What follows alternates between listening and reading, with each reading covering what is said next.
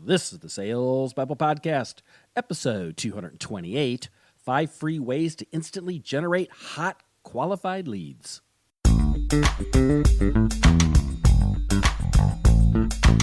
Welcome to Sales Babble, the podcast that shares selling secrets for non-sellers. And now your host, Pat Helmers. Hello, Sales Babblers. This is Pat Helmers, and today we're going to do a special episode on how to overcome the challenge of finding hot, qualified leads and to do so instantly. But before we get to that, I want to do a shout out to Sales Babble listener Jake Hammonds. Jake and I had a nice chat last week, and he gave me the hugest compliment. He says he loves the podcast and has created a lot of opportunity for him. But what really made me excited was that he loves the show notes. I'm so happy to hear this. I put a ton of energy into those show notes. You know what? I try to summarize what the guest is saying into a few key elements so that you can take action. I know that many people are listening to this podcast on the move, and I know they're not looking at their phones or their computers when they're listening. So when you get a chance, and if you feel motivated by the episode, you can go to the show notes and find exactly what we're talking about. Lots of times I leave links on books that we mentioned, links on free giveaways, and other past episodes on the same topic. You see, this is the thing. It's my mission to share selling secrets to non-sellers. I find it very, very gratifying to know that you are more successful and that you're growing your business because you've listened to Sales Babble. So with that in mind, I've decided to repurpose some coaching client emails that I've written recently and to share those emails with you. A couple weeks ago, I was on a call where I was talking to one of my clients about the places you could go to find leads. We kind of dug into what you do to generate a conversation and how to go about that. So I loved that email so much, I decided to turn it into an article. And then I thought I'd turn that article into a lead magnet for people to sign up on the Sales Babble website and to get notices every week when it comes out. But the more I wrote, the more I came to the realization that it would make a great episode in and of itself. And then I got to thinking about all the topics that it would touch, topics that I've already talked about in past episodes. And it got me thinking about writing some killer show notes. Because, you know, the thing about these links on these killer show notes is I've got a lot of free content on Sales Babble. Worksheets, videos, downloads, past podcast episodes, and they all talk about all things sales. So when I was thinking about that article, I thought, what if I linked it to all that content, and what an awesome help that would be for all you sales babblers. So that's exactly what I've done today, and that's what I want to share. 5 ways to instantly generate hot, qualified leads. And as I just mentioned, everything we're going to talk about is in the show notes. So, with no further ado, let's get to it.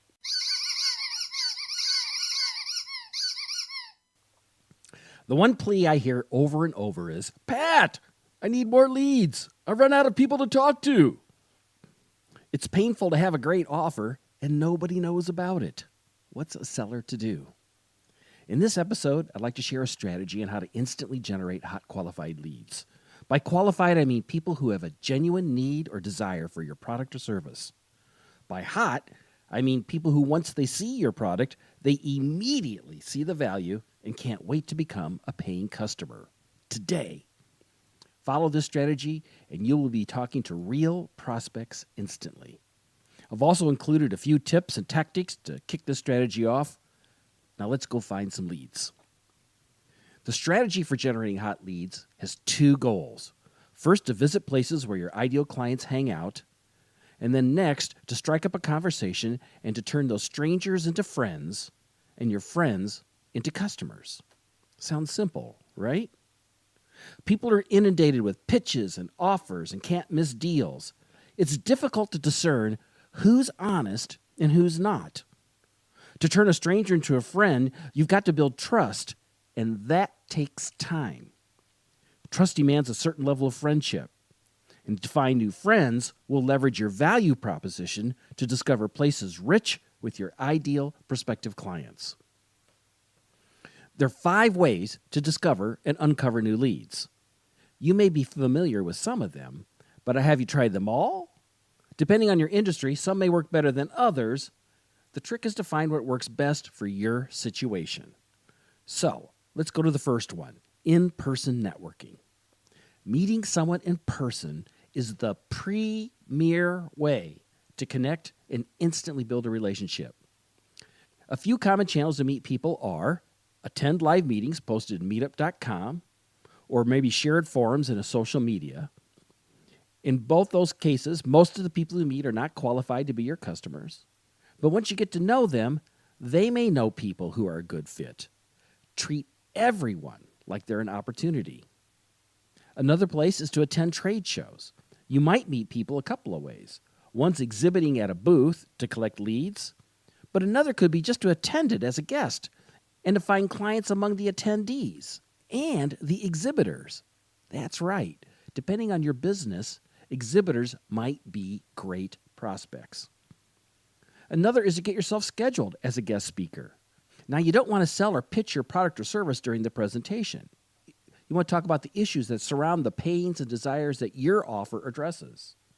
At the end of the presentation, tell them that you've barely scratched the surface and you have more to share. People are going to reach out to you and connect. Now, to go back to your networking, like if you go to a meetup.com, introduce yourself to the host. They're always looking for new content. That was in-person networking. Another way is direct outreach, reaching out to people who you've never met. And commonly people do this with cold emails, cold phone calls, cold LinkedIn mails, or direct message tweets. The best way to do that is to build rapport through the get-to-know-you process. In the get-to-know-you process, the primary goal of the sale is to turn strangers into friends and friends into customers, as I said before. Rapport is a state where two people profoundly understand each other's feelings and ideas. This is the ideal situation for any seller.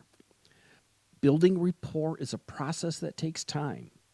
The get-to-know-you process slowly builds trust and relationship with the strangers you meet. This process has a lot of steps, and let's patiently follow them in order. Number 1, introduce yourself without pitching. Number 2, ask them about them. What are their challenges, their problems, their hopes, their dreams, starting with that small talk. Number 3, listen carefully and search to see if they have a problem or a desire you solve. Number 4, agree to connect online via social media or email, or if you're in person, exchange business cards and shake hands goodbye. Next, number 5, connect online. Share some advice you believe will add value to their businesses or their lives. Wait. Don't be pushy. Number 6, ask if they enjoyed the content that you shared. Then number 7, set up an appointment to chat about their problems and challenges. And that's the process. The target of this get-to-know-you process is to first schedule an appointment, and second, to get them to show up. This is the most difficult part of any sale. If your prospect is qualified and they understand the value of your product, they will agree to meet. And if they don't, they were never a qualified prospect. Now, I want to be clear, this process takes time. Steps may be added or removed depending on if you're working online or offline, or it could be different depending upon your industry. The thing is, if they see the value of your offer, they will buy. If not, ask them why they don't see the value. In either case, you will learn something that will help you in the next deal. That's the process that you would use for direct outreach, as well as all of the other tactics that we have here for lead generation. Number 3, referrals. Ask people you know to introduce you to friends who might find value in your offer. Do this on a regular basis, at least a couple times a year. Most will not know anyone, but every so often, you will get a great lead. People want to help. Don't be shy. Heck, they may even be interested themselves. The 4th is content marketing. Write a dozen great articles, or in my case, what I do is podcasts, that give value to prospective customers. Writing will help you better understand the value of your offer and clarify your thoughts. The goal is to be persuasive and have the reader take action. This content will be used for multiple purposes. You might post them on social media, share them on your email list. You may make it a free giveaway, which we call a lead magnet, on your website. And then the 5th way to generate leads is your website. Have a prominent sign-up form to gather emails on your web page and give them something free, like I just mentioned, and then place those people on your email list. Make sure all the branding on your brochures and ads match the website. That way you don't confuse people. See, the goal is to have the visitor take action and to sign up. So you want to have all those signups forward to you. And this is all dependent on you making your website easily findable through search engine optimization. Now, once we've got a lead, I would like to talk about follow-up because it's easy for people to forget you. You must follow up at least 8 times. You want to create some kind of email campaign that sends reminders and interesting articles every so often to them. This can be automated, but make the emails look simple, as if you just typed them.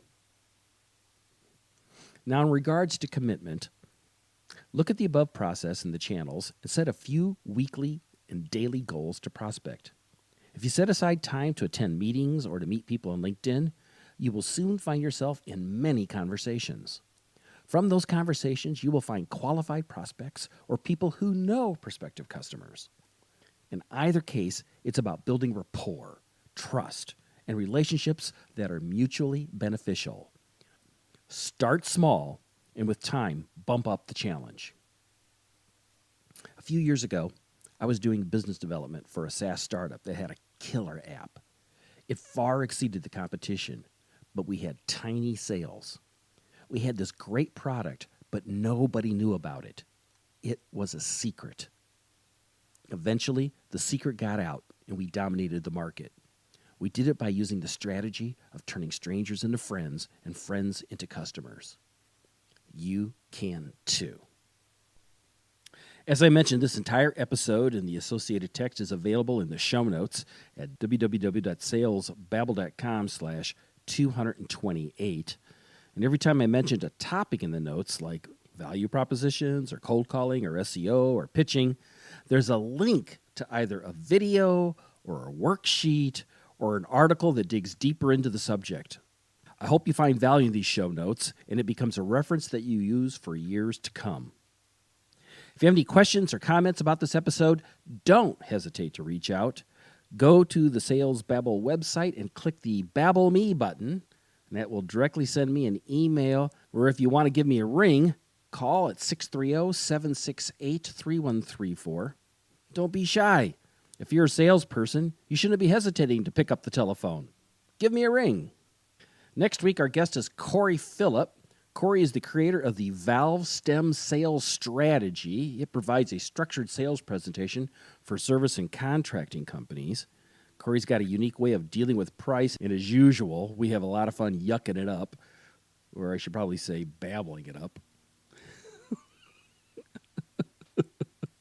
Well, that's all I got for today.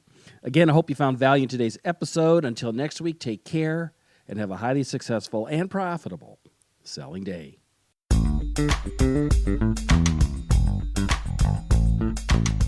you for listening to the Sales Babbel podcast. Find us at www.salesbabbel.com.